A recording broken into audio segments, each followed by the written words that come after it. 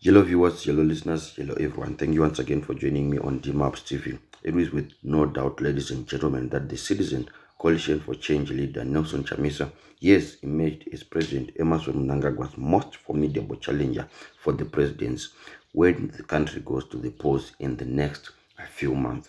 But analysts are also pondering over Chamisa and opposition politics' future in the Southern African nation if peradventure he loses to Mnangagwa. This is the question that is boggling most critical minds in the country, as Chamisa has been viewed as central to the political terrain of contemporary Zimbabwe. A brief of history says that Chamisa rose to the helm of the country's opposition politics following the death of Movement for Democratic Change founder Morgan Tsvangirai in February of 2018.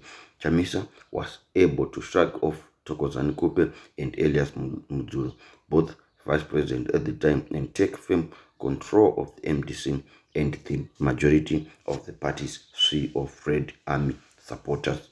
So using oratory skills and biblical verses to promise an economic turnaround, Chamisa, however, narrowly lost in the presidential race to Mnangagwa in the disputed 2018 election.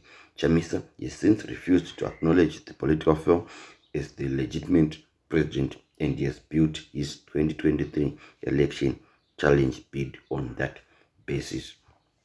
Despite his overflowing confidence, however, that he will this time around upstage the veteran 80-year-old former Liberation War guerrilla fighter, the 45-year-old charismatic Chamisa has, however, not been able to push for meaningful reform of the old electoral laws that largely worked against him in 2018. Some, such as Tim Pachedu, have cast a doubt on the country having free and fair elections after exposing discrepancies in the voters' roll and a delimitation exercise that has triggered a storm of criticism from literally all and sundry.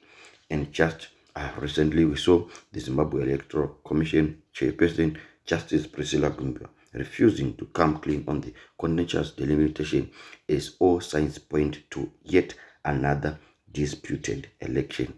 Others have also criticized Chamisa for not having done enough to challenge the prevailing electoral Mnangagwa environment, rather to unseat Mnangagwa. Despite facing all these headwinds, Chamisa has maintained that his party is ready for elections. So we managed to get comments from various political analyst and the senior lecturer at South Africa's Tshwane University of Technology, Rick Mukonza, told Newsday that Chamisa will find it difficult to maintain his hegemony over the Triple C and opposition politics if he loses the presidential elections. His loss is likely to embolden his political competitors within the party, that said the Tshwane University lecturer. They will find reasonable grounds to blame him for the loss, for example, taking long to come up with structures, failure to come up with feasible political programs to defend party leaders are being executed. Of course, this is in reference to the Job Sikala case, over reliance on Bible verses as opposed to clear policy articulations on issues, and not fighting enough for electoral reforms. The debate on Triple C structure has been fiercely raging, with some analysts saying Chamisa and his party risk losing the post if it fails to form structures, while others like Chasara believes charisma and his youthful enthusiasm may give him an edge. Chamisa appeals to people who are not particular about his strategy or approach to politics in general. It appears somewhat that he has some charisma and is able to pull a large following. Other issues such as the contested election results, deteriorating economic conditions, and social injustices can still work to his advantage even after an election defeat. Ultimately, his relevance after an election defeat will also depend on his willingness to learn from his weaknesses and forge a vibrant and strong opposition further.